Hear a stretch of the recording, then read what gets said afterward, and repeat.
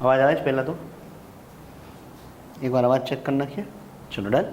ચલો નમસ્કાર મિત્રો, ગુડ આફ્ટરનૂન. અત્યારે સરસ મજાના 4 વાગ્યા છે. આ સમય છે કે જ્યારે બે પ્રકારના, સવારના 4 વાગ્યા છે ને બ્રહ્મકાળ વાંચવાનો સમય કહીએ, અને સાંજના 4 વાગ્યા છે સૌરાષ્ટ્રની અંદર સુવાનો ટાઈમ છે અને વિદ્યાર્થીઓ માટે જાગતા રહેવાનો ટાઈમ છે. તો વેલકમ ટુ ધ ક્લાસરૂમ. હું માધવ ધોળકિયા આપનું સ્વાગત કરું છું સાધ્યમ એકેડેમીમાંથી.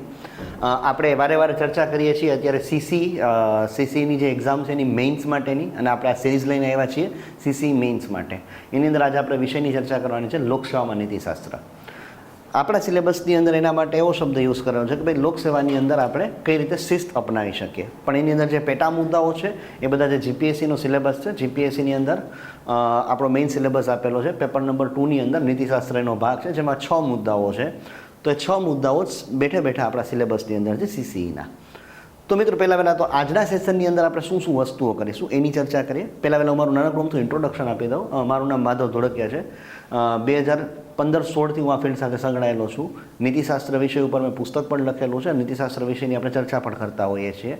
અને એકદમ સરસ ફિલોસોફિકલ સબ્જેક્ટ છે. ભણવાની પણ મજા આવશે, લખવાની પણ મજા આવશે જો લખતા આવડતું હશે. જો આપણે એના બેઝિક કન્સેપ્ટને એકવાર સમજી ગયા હશું તો. બાકી તો કેવું થશે કે વાર્તા ભાભો ઢોર ચારતા વિષયની અંદર પછી લોકો વાર્તાઓ કરી રાખશે પણ એ માર્કની અંદર કોન્ટ્રીબ્યુટ કરશે નહીં.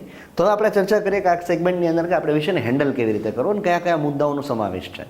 જો પહેલાં ભણવા માટે આપણો અપ્રોચ શું હોવો જોઈએ, તો નીતિશાસ્ત્ર છે એક ફિલોસોફિકલ વિષય છે. અને ફિલોસોફીને તમે મેથ્સની જેમ ન ભણી શકો.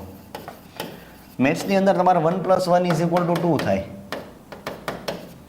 મેથ્સ તમે ભણવા જાઓ તો એમાં 1 + 1 = 2 થશે. પણ ફિલોસોફીની અંદર અમૂર્ત વિષય છે, એની કોઈ મૂર્તિ નથી, એની કોઈ આપણે એને આકાર ન આપી શકીએ, કોઈ સ્પષ્ટતા ન આપી શકીએ. તો 1 + 1 કોઈના માટે 11 થઈ શકે, કોઈના માટે 21 થઈ શકે. તો મુદ્દો એ છે કે મેથ્સવાળા માઇન્ડસેટથી ફિલોસોફી ન ભણી શકાય. તો આ વિષયની અંદર આપણે પહેલી પ્રાયોરિટી શું હશે કે આપણે આપણો માઇન્ડસેટ કેવો રાખવો. તો માઇન્ડસેટ છે કે જે કોઈ પણ આપણે વિભાવના ભણીએ, જે કોઈ પણ કન્સેપ્ટ ભણીએ, આપણે એ કન્સેપ્ટના અર્થને સમજશું. આપણે પહેલાં કે આ એક્ઝેક્ટલી શું કહેવા માગે છે, એની વ્યાખ્યા શું કરી શકાય. તો કોઈ પણ કન્સેપ્ટના અર્થને સમજવો જરૂરી બની જાય છે, અને કોઈ પણ કન્સેપ્ટનું એક ઉદાહરણ ભણવું જરૂરી બની જાય છે. આપણે એક બે નાના કન્સેપ્ટથી શરૂઆત કરીએ, એક એક્ઝામ્પલના ભાગ સ્વરૂપે ભણીએ. માનો કે ફોર એક્ઝામ્પલ આપણે શબ્દ સાંભળીએ છીએ સહાનુભૂતિ, એક શબ્દ સાંભળીએ છીએ આપણે સમાનુભૂતિ, અને એક શબ્દ સાંભળીએ છીએ આપણે કરુણા. તો આ ત્રણેય શબ્દો આપણે વારે વારે આપણા જીવનમાં યુઝ કરતા હોય, પણ આપણને એક્ઝેક્ટલી એનો કન્સેપ્ટ ના ખબર હોય કે ભાઈ કોને આપણે સહાનુભૂતિ કહીશું, કોને સમાનુભૂતિ કહીશું, અને કોને કરુણા કહીશું. તો આ ત્રણેય ભાવનાત્મક મૂલ્યો છે. ભાવનાત્મક મૂલ્યોનો મતલબ શું થાય કે ભાવનાથી જોડાયેલા મૂલ્યો છે. આ ત્રણેય કેવા મૂલ્યો છે? ભાવનાત્મક મૂલ્યો છે. અહીંયા આપણે મૂલ્ય શબ્દની આગળ ચર્ચા કરીશું ડિટેલની અંદર, પણ અત્યારે આપણે એક ઇન્ટ્રોડક્શન જેવું જોઈએ છીએ. નમસ્કાર રશ્મિબેન, મને મજામાં છું બેના. તો ભાવનાત્મક મૂલ્યોની અંદર સહાનુભૂતિને, સમાનુભૂતિ અને કરુણાને કઈ રીતે જોઈ શકાય? તો જ્યારે કોઈ અન્ય વ્યક્તિની પીડા એ આપણે માત્ર પીડાના ભાગ સ્વરૂપે મહેસૂસ કરીએ, આપણને મહેસૂસ ના થાય, આપણને ખાલી ખબર છે કે વ્યક્તિ પીડાની અંદર છે, તો આ પ્રકારનો જે ભાવ છે ને આપણે સહાનુભૂતિ કહીએ. ફોર એક્ઝામ્પલ, તમે રોડ વચ્ચે જતા હોય અને રસ્તામાં કોઈ વ્યક્તિનું એક્સિડન્ટ થતાં જુઓ, તમે ખાલી બિચારાનું એક્સિડન્ટ થઈ ગયું, આટલો ક્ષણિક ભાવ પ્રગટ થાય કે જેમાં આપણને ખબર છે કે એ બીજાની પીડા છે. એટલે આ સ્વ અને પર વચ્ચેનો ભેદ સ્પષ્ટ છે. આ પ્રકારની જે ભાવના છે ને આપણે સહાનુભૂતિ કહીએ છીએ. સહાનુભૂતિને સિમ્પથી કહીએ છીએ. સમાનુભૂતિનો અર્થ શું છે? તો કે જ્યારે અન્ય વ્યક્તિની પીડા એ આપણને થયેલી પીડા છે એવી રીતે આપણે માની અને એને આપણે અનુભવીએ, એને આપણે કહીએ સમાનુભૂતિ. જો શબ્દથી જ ખબર પડી જાય, સહ અનુભૂતિ અને સમ અનુભૂતિ. સહ અનુભૂતિ એટલે કે એની અનુભૂતિનો આપણે સાથ આપીએ છીએ. સમ અનુભૂતિ એટલે એની અનુભૂતિને આપણે અનુભવીએ છીએ, એટલે સમાનુભૂતિ, એમ્પથી. તો એમ્પથીની અંદર તમે રોડ વચ્ચે જતા હોય અને કોઈ વ્યક્તિને તમે એક્સિડન્ટ થયેલું જુઓ, તમને એને જોઈને એવું લાગે પણ સાથોસાથ તમારી આંખમાંથી પાણી નીકળી જાય. એને જે પેઇન થાય છે એ પેઇન તમે પોતે ફીલ કરો, એને આપણે શું કહીએ? સમ અનુભૂતિ, સમાનુભૂતિ. ત્યાર પછી ત્રીજો શબ્દ છે કરુણા. એ આ ત્રણેયથી પણ ઉપર છે, આ બંને મુદ્દાઓથી, જેને આપણે કહીએ છીએ કમ્પેશન. તો કરુણાનો મતલબ શું થાય? તો કે અન્ય વ્યક્તિની પીડા જોઈને આપણને પીડા દૂર કરવાનું મન થાય ને આપણે એના માટે એક્શન લઈએ, આપણે એના માટે પગલાં લઈએ, અને આપણે શું કહીએ? કરુણા.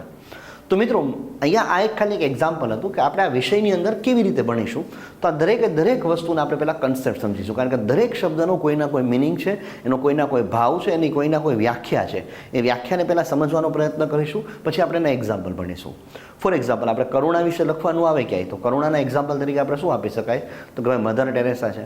મધર ટેરેસા છે કરુણાના બેસ્ટ એક્ઝામ્પલ તરીકે આપી શકાય કે જેણે તો કે ઘણા બધા રક્તપિત્તથી પીડિત લોકો છે એમની પીડા દૂર કરવાનો પ્રયત્ન કર્યો.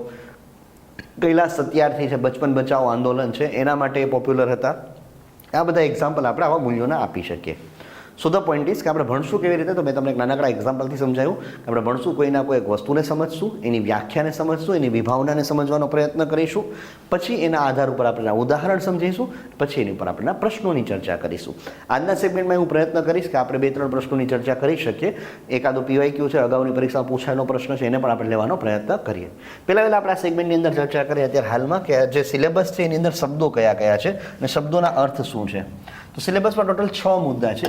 એમાંથી જે પહેલો મુદ્દો છે બેઝિક વસ્તુની વાત કરે છે, નીતિશાસ્ત્રનો અર્થ શું છે, એના પરિમાણો એટલે કે એના ડાયમેન્શન્સ કયા કયા છે, એમાં કઈ કઈ વસ્તુનો સમાવેશ થાય છે, એમાં કઈ કઈ વસ્તુનો સમાવેશ નથી થતો, ધર્મ અને નીતિશાસ્ત્રનો સંબંધ શું છે, કાયદો અને નીતિશાસ્ત્રનો સંબંધ શું છે, સમાજના જે રીત રિવાજો છે એની સાથે નીતિશાસ્ત્રનો સંબંધ શું છે, નીતિશાસ્ત્ર ક્યારે લાગુ પડશે, નીતિશાસ્ત્ર ક્યારે લાગુ નહીં પડે, એના અલગ અલગ પરિમાણો એટલે કે ડાયમેન્શન કયા કયા છે, જેમ કે માનકીય નીતિશાસ્ત્ર છે જેમાં માનાંકોની રચના કરેલી છે, તુલનાત્મક નીતિશાસ્ત્ર છે જેમાં બે અલગ અલગ વિસ્તારોના જે નૈતિક મૂલ્યો છે એની તુલના કરવામાં આવે છે, અધિનીતિશાસ્ત્ર જેમાં આપણે કન્સેપ્ટ ભણીએ છીએ, વ્યવહારુ નીતિશાસ્ત્ર જે આપણો વિષય છે કે જેમાં એનો વ્યવહારાત્મક ઉપયોગ છે.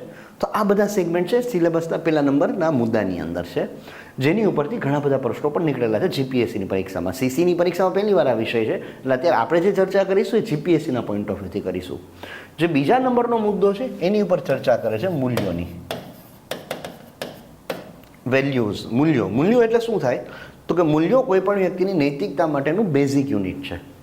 એક એક્ઝામ્પલથી સમજીએ કે કોઈ વ્યક્તિની અંદર જો સાહસનું મૂલ્ય હશે, જે વ્યક્તિની અંદર એક સાહસનું મૂલ્ય હશે, સાહસી વ્યક્તિ હશે, તો એ જીવનમાં ગમે ત્યારે સાહસ લેતા નહીં ડરે. તો તમે જોશો તો આવું વ્યક્તિ કેવો હશે, બહાદુર હશે. તો તમે એનું જીવન જોશો, એનું વલણ કેવું હશે, તો એ વ્યક્તિ આર્મીમાં જઈ શકે છે, એ વ્યક્તિ પોલીસમાં જઈ શકે છે, એ વ્યક્તિ એવું કામ કરી શકે છે બીજા લોકો કામ કરતા ડરે. કારણ કે એની અંદર સાહસનું મૂલ્ય છે. કોઈ વ્યક્તિની અંદર વિવેકનું મૂલ્ય છે. વિવેકનું મૂલ્ય પ્લેટોએ કીધું કે સૌથી ઉચ્ચતમ મૂલ્ય કયું છે, વિવેક, વિઝડમ. વિવેકનું મૂલ્ય છે તો એ વ્યક્તિ વિવેકાધીન નિર્ણયો લઈ શકશે. એવી વ્યક્તિ તો કે અલગ અલગ ક્ષેત્રોની અંદર ખૂબ સારું પરફોર્મ કરી શકે છે. થાય છે ક્લિયર? તો આ જે મૂલ્યો છે એ બિલ્ડિંગ બ્લોક છે. આપણે જે રીતે મકાન બનાવીએ એમાં જેવી રીતે ઈંટ છે જેનું બેઝિક યુનિટ કહી શકીએ, એ રીતે કોઈ પણ વ્યક્તિની નૈતિકતાનું બેઝિક યુનિટ તરીકે તમે મૂલ્યોને લઈ શકો.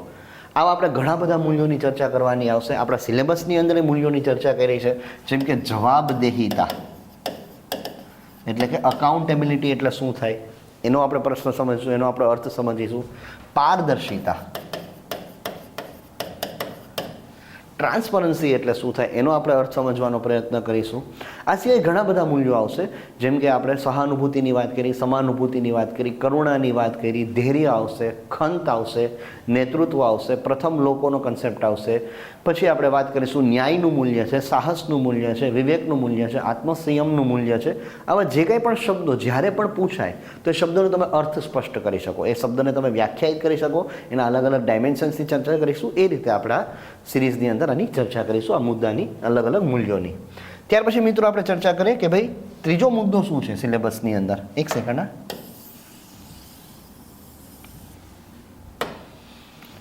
તો એના પછી આવશે કે ભાઈ જે અલગ અલગ મૂલ્યો છે, ખાસ કરીને જવાબદેહિતા અને પારદર્શિતા, એ લોકસેવામાં કેવી રીતે ઉપયોગી છે, લોકસેવામાં કઈ રીતે આ મૂલ્યોનો આપણે ઉપયોગ કરી શકીએ અને એને આપણે ઇમ્પ્લાય કેવી રીતે કર્યું છે, એના માટે અલગ અલગ જોગવાઈઓ છે. જેમ કે પારદર્શિતા માટે છે માહિતી અધિકારનો અધિનિયમ, RTI આપણે કહીએ છીએ, રાઇટ ટુ ઇન્ફોર્મેશન એક્ટ. જવાબદેહિતા માટે આપણી પાસે કાયદો છે અકાઉન્ટેબિલિટી માટે ગુજરાતની અંદર, એ છે સિવિલ સેવાઓ મેળવવા માટે નાગરિકોનો અધિકાર. એના માટે આપણે નાગરિક અધિકાર પત્રોની રચના કરી છે. એના માટે આપણે જનસેવા કેન્દ્રો, જનસૂચના કેન્દ્રો બનાવેલા છે. સેકન્ડ ARC દ્વિતીય વહીવટી સુધારણા સમિતિ છે, એક સર્વોત્તમ મોડલ આપ્યું હતું. તો આ બધા મુદ્દા જે જોડાયેલા છે જવાબદેહિતા અને પારદર્શિતાના મૂલ્યો સાથે, તો એ બધા મુદ્દાઓ છે, આનો ભાગ છે. પછી આપણા સિલેબસમાં એક મુદ્દો છે, એક કન્સેપ્ટ છે વલણ, એટીટ્યુડ. મિત્રો આપણે જે આપણા જીવનમાં વલણ જે વ્યવહારુ સ્વરૂપે આપણે ઉપયોગ કરીએ છીએ ભાઈ પેલા છોકરાનો તો કેવો ખરાબ એટીટ્યૂડ છે, એ વલણ અને જે આપણા સિલેબસમાં વલણ છે બંને અલગ છે. યુપીએસસીના સિલેબસમાં તો એક બીજો શબ્દ પણ છે એપ્ટિટ્યૂડ, એટલે કે અભિરુચિ. આ બંને અલગ અલગ છે, અભિવૃત્તિ અને અભિરુચિ. અભિવૃત્તિ એટલે વલણ થાય, અભિરુચિ એક આખો અલગ કન્સેપ્ટ છે. એપ્ટિટ્યૂડ, તમે એપ્ટિટ્યૂડ ટેસ્ટ આપતા હશો ઘણી બધી એક્ઝામ માટે, તો અભિરુચિ છે એ લાયકાત દર્શાવે છે, પણ અભિવૃત્તિ એટલે કે વલણ એ 3 અલગ અલગ ઘટકોનું બનેલું છે. કોઈ પણ વ્યક્તિનું જ્ઞાન, કોઈ પણ વ્યક્તિની ભાવના અને એના કાર્યો, જ્યારે ત્રણેય ભેગા થાય ત્યારે વ્યક્તિનું વલણ બને. એક એક્ઝામ્પલથી સમજીએ. માનો કે કોઈ પાર્ટી રાખો, તમને મારા ઘરે બોલાવો પાર્ટી માટે. આ પાર્ટીની અંદર હું કંઈ જમવાનું એક પીરસું, પણ એ નોનવેજ છે, નોન વેજીટેરિયન માનો કે પીરસું તમને. તો અમુક વ્યક્તિ જે ખાતી હશે તો એ લોકો ખાશે, પણ અમુક વ્યક્તિ જે નથી ખાતી તો એ લોકો તો કે મારાથી પણ નફરત કરવા માંડશે, એને હું પણ નહીં ગમું. તો જે વ્યક્તિ ખાશે એનું વલણ આપણે એવું કહી શકીએ કે નોન વેજીટેરિયન પ્રત્યે હકારાત્મક છે. જે વ્યક્તિ નહીં ખાય એમાં આપણે એવું કહી શકીએ એનું વલણ તો કે ભાઈ નોન વેજીટેરિયન પ્રત્યે નકારાત્મક છે. તો એક આ મુદ્દો છે. એક મુદ્દો આવે છે મૂલ્ય નિર્માણ, જે આ બીજા નંબરનો જ પેટા મુદ્દો છે, મૂલ્ય નિર્માણ. કે ભાઈ મૂલ્યો બને કેવી રીતે કોઈ પણ વ્યક્તિની અંદર. માનો કે જેટલા લોકો વિડીયો જોઈ રહ્યા છે એમને મારો એક પ્રશ્ન છે, તમે તમારું સેલ્ફ એનાલિસિસ કરો. માનો કે એક વ્યક્તિ તરીકે, ફોર એક્ઝામ્પલ હું કહું ભાઈ હું એક વ્યક્તિ તરીકે માધવ છું, તો માધવની અંદર ઘણા બધા મૂલ્યો રહેલા છે. તો એવી રીતે તમારી અંદર કયા કયા મૂલ્યો રહેલા છે, એમાંથી કયું મૂલ્ય તમને સૌથી વધારે ગમે છે અને મૂલ્ય તમને મળ્યું ક્યાંથી. ફોર એક્ઝામ્પલ કોઈ વ્યક્તિ એવું કહેશે ભાઈ મારી અંદર તો કે ભાઈ ઈમાનદારીનું મૂલ્ય છે, હું પ્રમાણિક છું, મારા જીવનની અંદર ઓનેસ્ટી ધરાવું છું. મે બી એમને મૂલ્ય એના માતા પિતા પાસેથી મળેલું હશે, મે બી એને મૂલ્ય એના શિક્ષકો પાસેથી મળેલું હશે, મે બી સમાજમાં કોઈ ઈમાનદાર વ્યક્તિને જોઈને પ્રેરિત થઈ હોય, ગાંધીજીના જીવન વૃત્તાંતને વાંચીને પ્રેરિત થઈ હોય. તો આ મૂલ્યો કેવા છે તો કે એ મૂલ્યનો સ્ત્રોત છે. દરેક વ્યક્તિની અંદર મૂલ્યો રહેલા છે, એના સ્ત્રોત અલગ અલગ હોઈ શકે. તો આપણા કેસની અંદર આપણે એ વિચારવાનું છે સ્પષ્ટ વક્તા. યસ, રશ્મિબેને મુદ્દો આપ્યો છે ભાઈ સ્પષ્ટ વક્તાનું મૂલ્ય છે. તો એ સ્પષ્ટ વક્તા હોવાનો એમનો કોઈ મુદ્દો એ છે કે મૂલ્ય ક્યાંથી મળ્યો, એનો સ્ત્રોત શું છે, કે તમારા લાઈફમાં એવી કઈ વ્યક્તિ હતી કે જેનાથી તમે પ્રેરિત થઈને સ્પષ્ટ વક્તા બન્યા છો, તો એ મૂલ્યનો સ્ત્રોત થઈ ગયો. તો આપણે આની અંદર એ ચર્ચા કરવાની મૂલ્ય નિર્માણ ક્યાંથી થાય. તો મૂલ્ય નિર્માણમાં આપણા સિલેબસમાં 3 મુદ્દા આપેલા છે. એક તો મૂલ્ય નિર્માણની એક સૌથી પ્રાથમિક સંસ્થા છે, એ છે કુટુંબ. કે આપણા કુટુંબની અંદર આપણા માતા પિતા છે એની પાસેથી આપણે મૂલ્યોની પ્રાપ્તિ કરીએ, આપણા ભાઈ બહેન છે એમની પાસેથી કરી શકીએ, કોઈ બીજા વડીલો છે દાદા દાદી અથવા તો કાકા કે કોઈ સાથે રહે છે એમની પાસેથી આપણે મૂલ્યોની પ્રાપ્તિ કરી શકીએ. આપણે વિકસિત રાજ્યની અંદર ક્યારેક ક્યારેક આવી જે ઉનાળાનો સમય છે એટલે થોડીક આપણે કેવું પાવરની ડિમાન્ડ વધી જાય તો ત્યારે પાવર કટ થઈ જાય છે. તો અમારા બિલ્ડિંગમાં પાવર કટ હતો, એના કારણે આપણું લાસ્ટ સેશન અધૂરું રહી ગયું હતું. તો એ જ સેશનને આપણે આ સેશનમાં કન્ટિન્યુ કરીએ છીએ. તો મિત્રો મુદ્દો એ હતો કે આપણે અત્યાર સુધી શું ચર્ચા કરી, કોઈ નીતિશાસ્ત્રના ભાગ સ્વરૂપે કઈ કઈ વસ્તુ છે. તો પહેલાં આપણે વાત કરી હતી પ્રસ્તાવના છે, પછી આપણે થોડીક ચર્ચા કરી મૂલ્યો, વલણ અને મૂલ્ય નિર્માણ. તો આપણે મૂલ્ય નિર્માણની ચર્ચા કરતા હતા ભાઈ મૂલ્યોનું નિર્માણ કેવી રીતે થાય છે. તો મૂલ્ય નિર્માણના ભાગ સ્વરૂપે આપણા સિલેબસની અંદર 3 વસ્તુ આપેલી છે. એક તો કુટુંબ દ્વારા મૂલ્ય નિર્માણ, એની મેં ચર્ચા કરી કે આપણા કુટુંબના જે સભ્યો છે, માતા પિતા અથવા તો આપણા વડીલો જે છે અથવા તો કાકા વાકા, એ લોકોથી જે આપણને મૂલ્યો મળે એ શું થઈ ગયું, કુટુંબમાંથી મૂલ્ય નિર્માણ. ત્યારબાદ મૂલ્ય નિર્માણનું એક બીજું જે પરિબળ છે એની ચર્ચા કરી છે સિલેબસની અંદર, એ છે શૈક્ષણિક સંસ્થાઓ.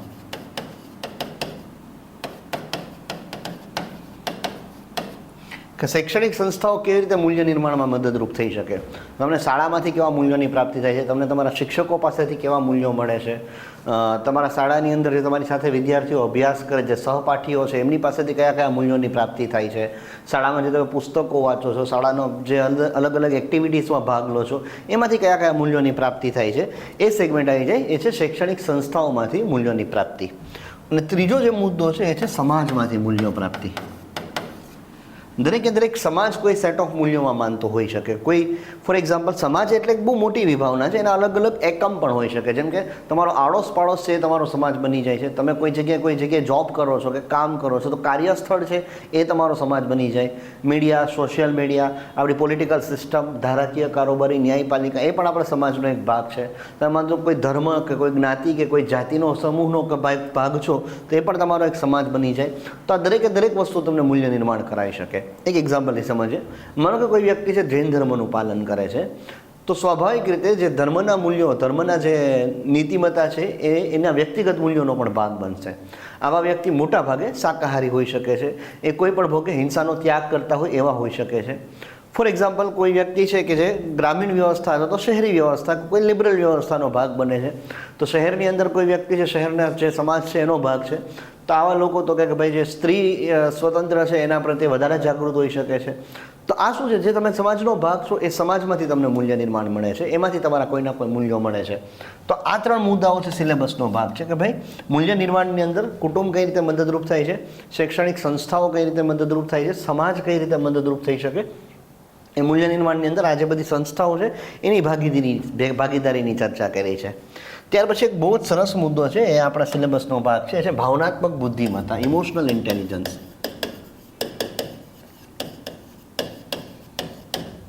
ભાવનાત્મક બુદ્ધિમત્તાનો અર્થ શું થાય? તો ભાવનાત્મક બુદ્ધિમત્તા એટલે કે જો અલગ અલગ પ્રકારની બુદ્ધિમત્તા હોઈ શકે. કોઈ પણ વ્યક્તિ છે, ઘણાની અંદર તર્કશાસ્ત્રની કળા હોઈ શકે, ઘણાની અંદર તો કે ચિત્રકામની કળા હોઈ શકે, ઘણાની અંદર સ્પીકિંગ સ્કિલ હોઈ શકે, ઘણાની અંદર ફિલોસોફિકલ સ્કિલ હોઈ શકે. એવી જ એક સ્કિલ છે, એવી જ એક બુદ્ધિમત્તા, ઇન્ટેલિજન્સની વાત કરી છે, ઇમોશનલ ઇન્ટેલિજન્સ. ડેનિયલ ગોલમેન નામના એક વિચારક કહી શકીએ આપણે, એમને એક પુસ્તક લખેલું છે ઇમોશનલ ઇન્ટેલિજન્સ ઉપર કે why it matters more than IQ. તો એ ભાવનાત્મક બુદ્ધિમત્તાની વાત છે કે કોઈ એક વ્યક્તિ અન્ય વ્યક્તિ પોતાની ભાવનાઓને સમજી શકે, પોતાની ભાવનાઓને નિયંત્રિત કરી શકે, કોઈ અન્ય વ્યક્તિની ભાવનાને સમજી અને સંચાલિત કરી શકે અને સમાજની અંદર કુશળ સંચાલન કરી શકે. આ પ્રકારનું જે એની અંદર સ્કિલ છે, એક જે એની અંદર કળા છે, એને આપણે કહીશું ભાવનાત્મક બુદ્ધિમત્તા. તો ભાવનાત્મક બુદ્ધિમત્તાનો ટોપિક છે અને સિવિલ સેવામાં શા માટે જરૂરી છે? તો આની અંદર એક પેટા મુદ્દો આપેલો છે કે સિવિલ સેવાઓની અંદર ભાવનાત્મક બુદ્ધિમત્તાની જરૂરિયાત કેવી છે. તો એ મુદ્દો પણ આપેલો છે આપણા સિલેબસના ભાગ સ્વરૂપે. ભાઈ સિવિલ સેવાની અંદર ભાવનાત્મક બુદ્ધિમત્તા કેવી રીતે કામ લાગશે? એક એક્ઝામ્પલથી સમજીએ. માનો કે કલેક્ટર તરીકે તમારી કલેક્ટર કચેરીની અંદર બેઠા છો અને તમારી અંદર તમારા ઉપર ઘણું બધું પ્રેશર હોઈ શકે, ઘણું કામનું પ્રેશર હોઈ શકે, ઘણું ફેમિલી પ્રેશર હોઈ શકે, વ્યક્તિગત તમારી ઉપર દબાવ હોઈ શકે, કોઈના કોઈ ઘણી બધી વસ્તુઓ તમારી લાઈફમાં ચાલતી હોય. આવી પરિસ્થિતિમાં જ્યારે તમે ઓલરેડી પ્રેશરમાં છો ત્યારે કોઈ એવી વ્યક્તિ, કોઈ સમાજમાંથી કોઈ એવી વ્યક્તિ આવે જેને પોતાને કોઈ જરૂરિયાત છે, જેને કોઈ યોજનાની જરૂરિયાત છે, તમારી પાસે આવે, યોજનાની ડિમાન્ડ કરે, ગુસ્સામાં હોઈ શકે છે. આવા સમયે તમે તમારા ગુસ્સાને નિયંત્રિત કરી અને એકદમ તમારા ભાવનાઓને કાબૂમાં રાખી એમને ચોક્કસ દિશા આપી અને સામેવાળી વ્યક્તિની ભાવનાઓને પણ દિશા આપો. આ જે કળા છે ને આપણે કહીશું ભાવનાત્મક બુદ્ધિમત્તા. તો એક આપણે ઓવરઓલ એનો ખ્યાલ જોયો. ત્યાર પછી મિત્રો આપણા સિલેબસનો ભાગ છે એ છે કે ભાઈ અન્ય જે જોડાયેલા મુદ્દાઓ છે, લોકસેવામાં નીતિશાસ્ત્ર સાથે જોડાયેલ અન્ય મુદ્દાઓ. આ સ્પષ્ટ રીતે લખેલ નથી પણ આ સિલેબસનો ભાગ ગણી શકાય. જેમ કે હિત સંઘર્ષ છે અથવા તો નૈતિક દુવિધા છે,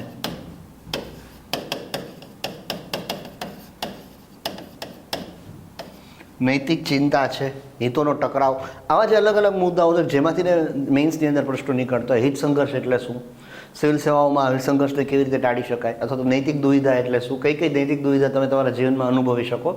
તો આ બધા શું છે? આ નીતિશાસ્ત્ર સાથે જોડાયેલ અન્ય મુદ્દાઓ છે. નૈતિક દુવિધાનો મતલબ શું થાય કે ભાઈ જ્યારે બે અલગ અલગ તમારી મૂલ્ય પ્રણાલીની અંદર બે અલગ અલગ મૂલ્યો છે, એમની વચ્ચે જ્યારે ઝઘડો ઊભો થાય, આ પ્રકારની જે ઘટના છે ને આપણે કહીએ નૈતિક દુવિધા. એક એક્ઝામ્પલથી સમજીએ. માનો કે તમે કોઈ જગ્યાએ, માનો કે લેક્ચરમાં જઈ રહ્યા છો અથવા તો ઇન્ટરવ્યૂ આપવા માટે જઈ રહ્યા છો અથવા તમે કોઈ કામ માટે જઈ રહ્યા છો અને રસ્તામાં તમે જુઓ છો કોઈ એક વ્યક્તિ છે એનું એક્સિડન્ટ થઈને પડ્યું છે અને એને મદદની જરૂર છે. તમે જ્યાં જવા માગો છો ત્યાં તમને મોડું થાય છે, ત્યાં તમારી એક જવાબદારી છે, તમારી ઉપર કોઈના કોઈ વ્યક્તિએ જવાબદારી કે ફરજનો ભાગ બને છે. આની સાથોસાથ તમે શિસ્ત પાલનમાં પણ માનો છો કે સમયસર પહોંચવું એ તમારી આદત છે. એની સામે જે વ્યક્તિ રસ્તામાં એક્સિડન્ટ થઈને પડી છે, જે બીમાર પડી છે, એ પરિસ્થિતિને જોઈને તમારા મનની અંદર કરુણાનો ભાવ જાગે છે. તો ત્યાં તમારા બે અલગ અલગ મૂલ્યો છે, એક શિસ્ત પાલન અથવા તો સમય પાલન, એની સામે તમારા ભાવનાત્મક મૂલ્યો જેમ કે કરુણા. આ બે વચ્ચે ટકરાવ જોવા મળે. આ પ્રકારનો ટકરાવ છે ને આપણે કહીએ નૈતિક દુવિધા. અથવા તો એક બીજા એક્ઝામ્પલથી સમજીએ. માનો કે કોઈ પોલીસવાળા છે, ટ્રાફિકની અંદર ટ્રાફિક પોલીસ છે, એ ફોર એક્ઝામ્પલ કોઈ વાહન છે એને રોકે છે. માનો કે 3 સવારીમાં જતા હોય તો એને પ્રશ્ન પૂછે ભાઈ કેમ 3 સવારીમાં જાઓ છો? ત્યારે ખબર પડે કે ભાઈ એક વ્યક્તિને બીમાર હતો અને 2 જણા હોસ્પિટલ પર લઈને જાય છે. તો આવા સમય એની અંદર આવી નૈતિક દુવિધા આવી શકે કે ભાઈ પોતે પોલીસની અંદર છે તો એક તો એને પોતાના કાયદાનું પાલન કરાવવું, એક વસ્તુનિષ્ઠાનું મૂલ્ય છે એનું એને પાલન કરાવવાનું છે. બીજું છે સામેવાળી વ્યક્તિ છે એની પરિસ્થિતિ પ્રત્યે સહાનુભૂતિ જાગે છે, સમાનુભૂતિ જાગે છે. તો આ બે મૂલ્યો વચ્ચે ટકરાવ જોવા મળે. તો આ પ્રકારની જે ઘટના છે એને આપણે શું કહીએ છીએ? નૈતિક દુવિધા, ઇથિકલ ડિલેમા. ઇથિકલ ડિલેમાનો ઉપયોગ ક્યાં થાય છે? તો કે કેસ સ્ટડીમાં, જે તમારા સિલેબસનો પણ ભાગ છે. તો આના ભાગ સ્વરૂપે આપણે અલગ અલગ કેસ સ્ટડી પણ ભણીશું કે ભાઈ કેવી કેવી કેસ સ્ટડી છે. કુશ મોદી, યસ, આપણે ચર્ચા કરીશું ઓનલાઈન, આવી રીતે અલગ અલગ માધ્યમથી, ઓનલાઈન માધ્યમોથી ચર્ચા કરીશું. ડન. તો આપણે શું વાત કરતા હતા? હા, તો આની ઉપરથી તમારે ભણવાની હશે કેસ સ્ટડી, જે તમારા સિલેબસનો મુદ્દા નંબર 6 છે. તો એની અંદર જેટલા પણ મુદ્દા આપણે આગળ ભણ્યા, જેમ કે મૂલ્યોમાંથી કેસ સ્ટડી આવી શકે, વલણમાંથી કેસ સ્ટડી આવી શકે, ભાવનાત્મક બુદ્ધિમત્તાને ચકાસતી કેસ સ્ટડી આવી શકે, તો આ બધાની કેસ સ્ટડી ભણવાની છે. સાથે એક મુદ્દો એવો છે કે જે સિલેબસમાં સ્પષ્ટ રૂપે લખેલો છે, એ છે કે ભાઈ નૈતિક નીતિશાસ્ત્ર સામેના પડકારો કયા કયા છે. એમાં સૌથી મોટો પડકાર છે ભ્રષ્ટાચાર. ભ્રષ્ટાચાર જે મુદ્દો છે, હવે આપણે થોડીક એને અલગ રીતે જોઈએ તો ભ્રષ્ટાચાર આપણને લાગે એવું કે એક આર્થિક મુદ્દો છે અથવા તો રાજનૈતિક મુદ્દો છે, પણ એક નૈતિક ચિંતાનો પણ વિષય છે કે જે વ્યક્તિનું નૈતિક અધપતન થઈ ગયું એ ભ્રષ્ટાચારી આચરણ કરી શકે છે, એનું ભ્રષ્ટ આચરણ હોઈ શકે છે. તો એ નીતિશાસ્ત્રની મદદથી કેવી રીતે દૂર કરવા, તો એની અંદર સેકન્ડ ARC છે, દ્વિતીય વહીવટી સુધારણા સમિતિ. દ્વિતીય વહીવટી સુધારણા સમિતિ એણે એવી ભલામણ કરી હતી કે આપણા દેશની અંદર જેટલા પણ સિવિલ સેવકો છે એના માટે એક નૈતિક સંહિતા, કોડ ઓફ એથિક્સ બનાવવી. તો એ કઈ રીતે મદદરૂપ થઈ શકે છે. આ સિવાય આપણે દેશની અંદર આપણે ઘણી બધી સંસ્થાઓ બનાવી છે ભ્રષ્ટાચારથી લડવા માટે, જેમ કે સેન્ટ્રલ બ્યુરો ઓફ ઇન્વેસ્ટિગેશન છે, સેન્ટ્રલ વિજિલન્સ કમિશન છે, લોકપાલ છે, લોકાયુક્ત છે.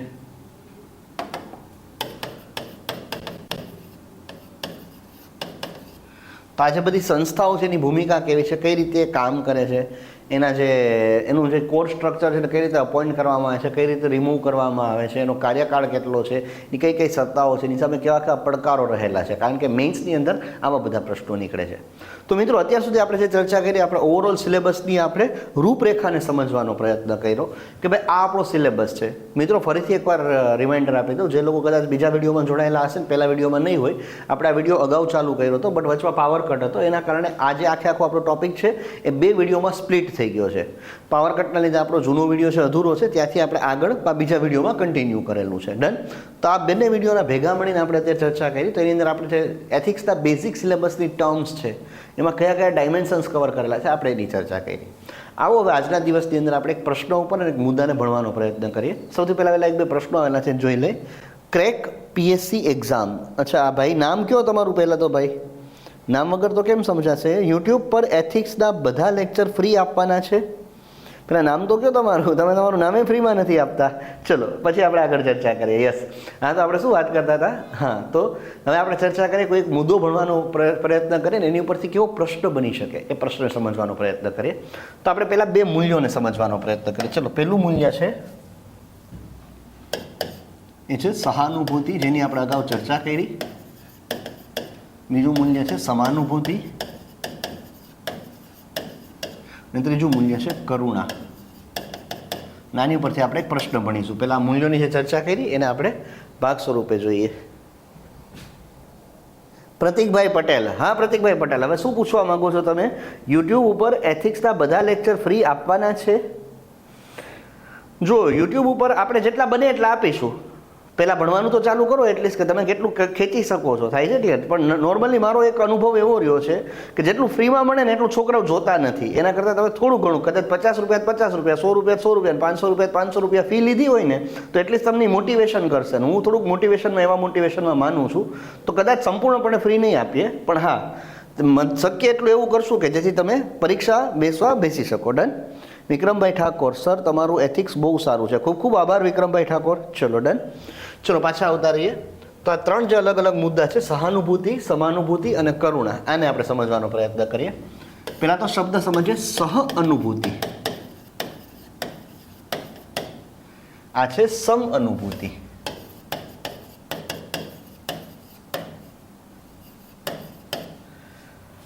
આ શું છે? તો કે ભાઈ અન્યની પીડા પ્રત્યે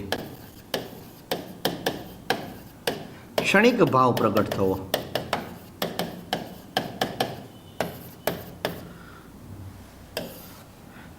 આની અંદર તો કે સ્વ એટલે કે પોતાનું અને પર એટલે અન્યનું વચ્ચે ભેદ હોય છે.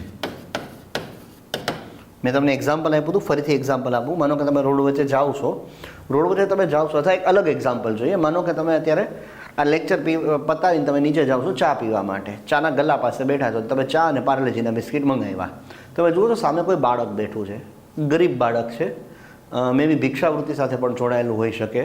એને જોઈને તમારે આમ તમે જુઓ ને કે ભૂખ્યું લાગે તમને. એને તમે જ્યારે જુઓ ને તમારા મનની અંદર એક ભાવ પ્રગટ થઈ જાય, અરે બિચારે કંઈ ખાધું નહીં હોય. તો આવો જ્યારે ક્ષણિક ભાવ પેદા થાય ને એને આપણે શું કહીએ? સહાનુભૂતિ.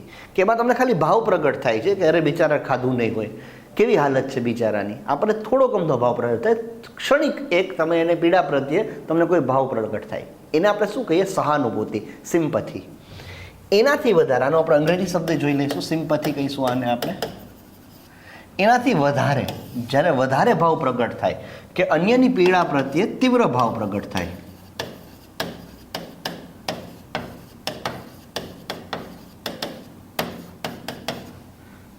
એને આપણે શું કહીશું? સમાનુભૂતિ. એક એક્ઝામ્પલથી સમજીએ તો કે એની અંદર સ્વ અને પર વચ્ચેનો ભેદ દૂર થાય છે. તો આ કેસની અંદર શું થશે કે અહીંયા તમને ખબર છે કે અન્યની પીડા છે, છતાં પણ તમે પોતે પીડા મહેસૂસ કરશો કે સ્વ અને પર, કે પોતાનું અને પારકાનું, એની વચ્ચેનો જે ભેદ છે દૂર થઈ જાય છે. આ પ્રકારની ભાવનાની અંદર શું થાય છે તો કે એ ભૂખો છે તો તમને એવું દેખાય છે કે તમે આ હાલતમાં હોત તો તમારી શું પરિસ્થિતિ હોત. એવી જ્યારે ભાવના પ્રગટ થાય કે તમારી આંખમાં જળજળી આવી જાય, એની પીડા તમે પોતે અનુભવવા લાગો, તમે પોતે મહેસૂસ કરવા લાગો, આ ઘટનાને આપણે શું કહીએ છીએ? સમાનુભૂતિ. અને ત્રીજી આપણે વાત કરીએ કરુણા. તો કરુણા શું છે તો કે ભાઈ અન્યની પીડાને દૂર કરવાનો પ્રયત્ન કરવામાં આવે.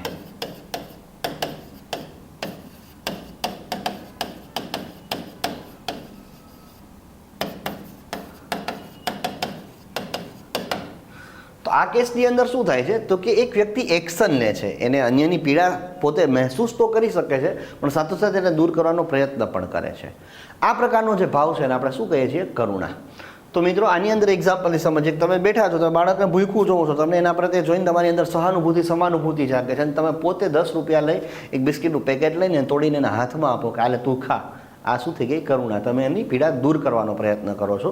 તો મિત્રો આ 3 મુદ્દાઓની આપણે ચર્ચા કરી: સહાનુભૂતિ, સમાનુભૂતિ અને કરુણા. હવે આપણે એવી વાત કરીએ ભાઈ એક સિવિલ સેવકની અંદર કયો ભાવ હોવો જોઈએ? સહાનુભૂતિ હોવો જોઈએ, સમાનુભૂતિ હોવો જોઈએ કે કરુણાનું મૂલ્ય હોવું જોઈએ?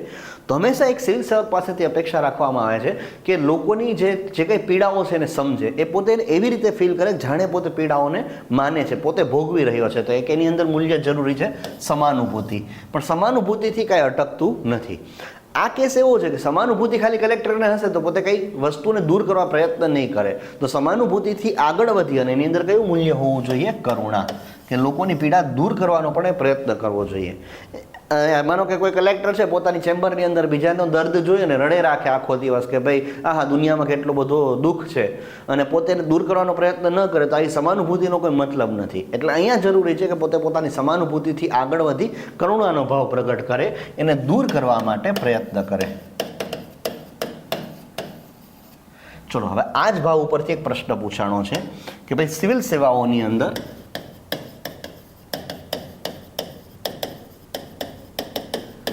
કરુણા અને સમાનુભૂતિના મૂલ્યો સુશાસનની સ્થાપના માટે મદદરૂપ થઈ શકે છે.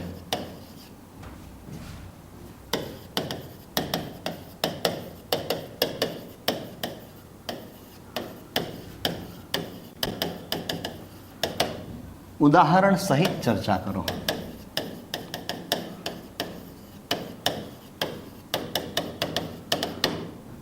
તો છોકરાઓ મેન્સનો પ્રશ્ન છે, મેન્સનો પ્રશ્ન છે તો મેન્સના પોઈન્ટ ઓફ વ્યૂથી વિચારવાનો. મેન્સના પોઈન્ટ ઓફ વ્યૂ, મેન્સનો વિદ્યાર્થી છે દરેક વસ્તુને 3 કમ્પોનન્ટમાં વિચારે: ઇન્ટ્રો, બોડી, કન્ક્લુઝન. એ વ્યક્તિ જીવનમાં કોઈ પણ ડિસિઝન લે આ 3 રીતે ચર્ચા કરે. કોઈ પણ ચર્ચાનું ઇન્ટ્રોડક્શન હું કેમ કરીશ, કોઈ પણ ચર્ચાની અંદર મુખ્ય વાત એટલે કે બોડી કઈ રીતે કરીશ અને ચર્ચાને પૂરી કેવી રીતે કરીશ, કન્ક્લુડ કેવી રીતે કરીશ. થાય છે ક્લિયર?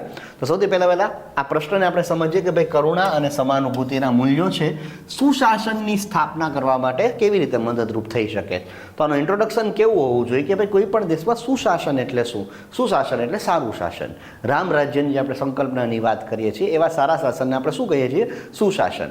તો કોઈ પણ દેશમાં સુશાસનની સ્થાપના કરવા માટે એક નાગરિક કેન્દ્રી, હું બોલતો જાઉં છું, તમે જો લખતા હોય નોટ્સની અંદર તો તમે એ પ્રશ્નનો જવાબ લખી પણ શકો છો, આપણે ચર્ચા પણ કરતા જઈએ અને મીનવાઇલ તમને કોઈ પ્રશ્ન જાગે તો પૂછી પણ શકો છો. તો ફરીથી હું બોલું છું કે ભાઈ સુશાસન એટલે શું? તો કે સુશાસન એટલે સારું શાસન. એક રામ રાજ્ય છે એ સુશાસનની સંકલ્પના લઈ શકાય. અલગ અલગ ફિલોસોફર, અલગ અલગ દર્શનશાસ્ત્રીઓએ સુશાસનની સ્થાપનાને મહત્વ આપેલું છે. કોઈ પણ રાજનીતિક વ્યવસ્થા છે, કોઈ પણ દેશ છે, એનો પ્રાથમિક ધ્યેય સુશાસન હોવો જોઈએ કે જેથી એના દેશના લોકોને એક સારામાં સારી વ્યવસ્થા ઊભી કરી આપે. જ્યારે આપણે આધુનિક સમયની વાત કરીએ છીએ ત્યારે કલ્યાણકારી રાજ્યો છે એનો એક હેતુ પણ સુશાસન છે. હવે અહીંયા આપણે બીજો મુદ્દો વાત કરતા હતા કે ભાઈ કરુણા અને સમાનુભૂતિ કઈ રીતે સુશાસનની સ્થાપના કરી શકે. તો જો સુશાસન મેળવવું છે તો યુનાઇટેડ નેશન્સ ડેવલપમેન્ટ પ્રોગ્રામ એને પણ 8 અલગ અલગ મૂલ્યો આપેલા છે. એની અંદર એક શબ્દ યુઝ કરેલો છે નાગરિક કેન્દ્રી શાસન, કે એવું શાસન જે સિટીઝન સેન્ટ્રિક અને સિટીઝન ફ્રેન્ડલી હોય, કે જેના કેન્દ્રની અંદર નાગરિકોની વેલફેર રહેલી હોય, નાગરિકોનું કલ્યાણ રહેલો હોય. આ પ્રકારનું જે શાસન છે ને આપણે સુશાસન કહીશું. તો નાગરિક કેન્દ્રી શાસન ક્યારે બની શકે કે જ્યારે જે શાસકો છે, શાસક એટલે અહીંયા કોણ આવી ગયા તો કે ધારાકીય અંગ આવી ગયું, અહીંયા કારોબારી અંગ આવી ગયું. મુખ્યત્વે કારોબારી અંગની ચર્ચા છે, એની નીચે આખું વહીવટી તંત્ર આવી ગયું. આ બધા લોકોની અંદર એક નાગરિક કેન્દ્રી ભાવના હોય, એના કોઈ પણ ડિસિઝનના કેન્દ્રમાં નાગરિક હોય. અને કોઈ પણ ડિસિઝનના કેન્દ્રમાં નાગરિક કઈ રીતે આવી શકે તો કે કરુણા અને સહાનુભૂતિ જેવા મૂલ્યોની મદદથી. કે જો કોઈ કલેક્ટર છે તો એ જ્યારે કોઈ પણ ડિસિઝન લેશે ત્યારે પોતે પોતાના લોકોની અવસ્થાથી પરિચિત છે અને એમની પીડાથી જો પોતે પીડિત થાય અને એની પીડાને દૂર કરવાનો પ્રયત્ન કરે તો આ પ્રકારનું જે શાસન છે એની સ્થાપના કરી શકે. આનાથી ફાયદાઓ કેવા કેવા થઈ શકે કે જો લોકતંત્રની અંદર, લોકસેવકની અંદર કરુણા અને સમાનુભૂતિનું મૂલ્ય છે તો એક તો ભ્રષ્ટાચાર જેવી બદીઓ દૂર થશે. એનાથી લોકસેવક છે પોતે સંપૂર્ણપણે નિષ્ઠાપૂર્વક કામ કરશે, પોતાની તમામ ઉર્જા લોકોના વિકાસ પાછળ ખર્ચશે. જેટલા પણ દેશની અંદર સંસાધનો છે એ સંસાધનોનો ઇષ્ટતમ ઉપયોગ કરશે, એમાંથી મેક્સિમમ મેળવવાનો પ્રયત્ન કરશે. આ સિવાય પાખંડ છે, ઘમંડ છે, એવી જે બદીઓ છે એનાથી દૂર થશે. લોકસેવાની જે સમસ્યાઓ છે, ભ્રષ્ટાચાર છે, આ સિવાય બીજા જે શબ્દો આપણે યુઝ કરીએ છીએ, નેપોટિઝમ એટલે કે ભાઈ ભત્રીજાવાદ છે, રેડ ટેપિઝમ એટલે કે એની અંદર કોઈ એક અધિકારી છે એ નાગરિકોથી દૂર જતો જાય, નાગરિકો અધિકારોને અપ્રોચ ના કરી શકે, એ રેડ ટેપિઝમ છે. આવી બધી બદીઓ દૂર થાય છે, જેના કારણે તો કે લોકોનું ઓવરઓલ જે પ્રશાસન તંત્ર છે એની ઉપર એમનું એક માન વધે છે, એ લોકો એને રિસ્પેક્ટ કરતા થાય છે, એમનો વિશ્વાસ વધે છે લોકશાહી ઉપર અને લોકશાહી સંસ્થાઓ ઉપર. કન્ક્લુડ આપણે કેવી રીતે કહી શકીએ તો એક એક્ઝામ્પલ પહેલાં આપવાનું છે. તો એક એક્ઝામ્પલ છે, એક સિવિલ સેવક થઈ ગયા આર્મસ્ટ્રોંગ પામ, મણિપુરના સિવિલ સેવક હતા. મણિપુરની અંદર જે વિસ્તાર હતો ત્યાં રસ્તાની સુવિધા નહોતી, માર્ગની સુવિધા નહોતી. સરકાર ત્યારે એ સમયે જે તે સમયે એ માર્ગ માટેના પૈસા બજેટ એલોકેટ નહોતા કરતા. તો આ ભાઈએ પોતે પોતાના પૈસા પ્લસ નાગરિકોમાંથી ફંડ એકઠું કરી જે તે વિસ્તારમાં, સ્થાનિક વિસ્તારમાં એક માર્ગનું નિર્માણ કરાવડાવ્યું. તો એક બેસ્ટ એક્ઝામ્પલ છે કે અહીંયા એક સિવિલ અધિકારીને લોકોની પીડાની પ્રત્યે જાગૃતિ થઈ એટલે કે સમાનુભૂતિ થઈ અને કરુણા એટલે કે દૂર કરી, પીડા દૂર કરી અને પોતે જે તે સુશાસનના હેતુ છે એને સ્થાપવા માટેનો પ્રયત્ન કર્યો. તો એક સરસ મજાનું એક્ઝામ્પલ તમે આપી શકો છો. થાય છે ક્લિયર? ઇન્ટ્રોમાં કરુણા અને સહાનુભૂતિની જ ડેફિનેશન જ લખાય કે બીજી કોઈ ચર્ચા કરી શકાય? ઇન્ટ્રો મારી દ્રષ્ટિએ આ પ્રશ્નમાં સુશાસનની જરૂરિયાતથી કરવો જોઈએ, કારણ કે પ્રશ્નના કેન્દ્રમાં બે મૂલ્યો છે પણ એનું જે રિઝલ્ટ જોઈએ છે શું જોઈએ છે? સુશાસન. તો એની આ જે વસ્તુઓ છે કરુણા અને સહાનુભૂતિ કઈ રીતે સુશાસનની સ્થાપના કરશે, પહેલાં તમારે સુશાસનનું ઇન્ટ્રોડક્શન કરવું જોઈએ અને પછી કરુણા અને સમાનુભૂતિની વ્યાખ્યા કરવી જોઈએ, પછી એના ફાયદાઓ લખવા જોઈએ. છેલ્લે એક એક્ઝામ્પલ મેં આપ્યું આર્મસ્ટ્રોંગ પામવાળું, એક્ઝામ્પલ આપી શકાય અને છેલ્લે કન્ક્લુડ કરી શકાય કે આવી રીતે આ બે મૂલ્યોની મદદથી આપણે સુશાસનની સ્થાપના કરી શકીએ. ડન છે ગાઈઝ? ચલો, તો એક હું તમને નાનકડો અસાઇનમેન્ટ માટે એક ક્વેશ્ચન લખાવું છું, જે આપણે જાતે બનાવેલો પ્રશ્ન છે, જેને આપણે પ્રયત્ન કરીશું આપણી તૈયારીમાં. તો એમાં લખીએ કે સમાનુભૂતિ અને કરુણા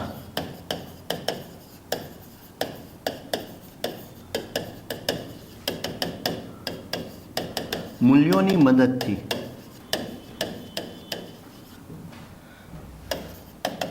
નાગરિકોને રહેલી પાયાની સમસ્યાઓ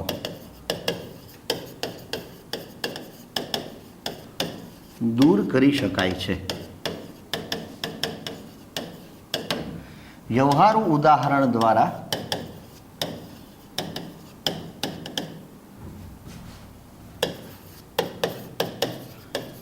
ચર્ચા કરો. તો આવો એક પ્રશ્ન હું તમને અત્યારે એસાઇનમેન્ટમાં આપું છું. મારી અપેક્ષા છે કે છોકરાઓ તમે આ પ્રશ્ન લખો, આની પ્રેક્ટિસ કરો અને ધીમે ધીમે આપણે બધા મુદ્દાઓને સમજવાનો પ્રયત્ન કરીશું. ફરીથી એકવાર નાનકડું હું કન્ક્લુઝન આપી દઉં. એથિક્સ વિષય ભણવાની મજા આવશે, લખવામાં તકલીફ પડશે.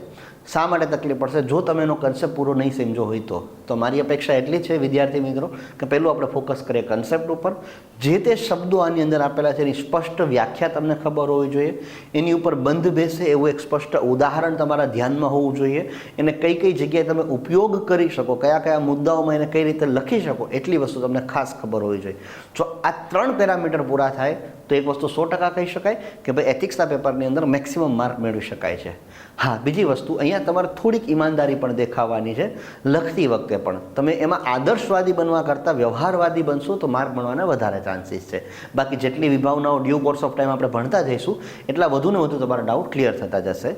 તો અહીંયા આપણે આપણા લેક્ચરને પૂરો કરીએ છીએ. તમને 2-5 મિનિટ આપું છું. તમને કોઈ પ્રશ્ન છે તો આપ પૂછી શકો છો, તો આપણે ચર્ચા કરીશું. નહીં તો પછી લેક્ચર ક્લોઝ કરીએ. તો કોઈ પ્રશ્ન હોય તો પૂછી લો જલ્દી ફટાફટ છોકરાઓ.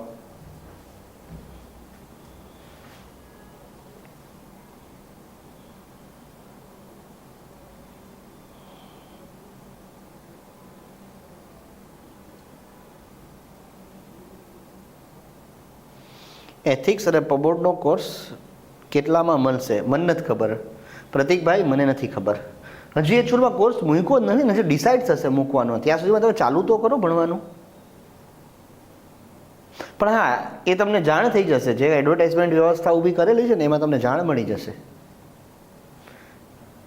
ડન? આ બહુ ચિંતાતુર છો પૈસાની બાબતને લઈને.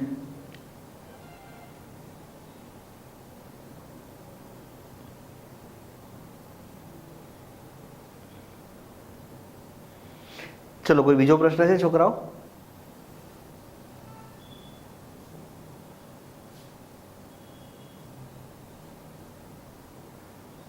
ચલો તો મિત્રો ક્લોઝ કરીએ. મળે પછી નેક્સ્ટ સેશનમાં. આપનો ખૂબ ખૂબ આભાર. Thank you so much.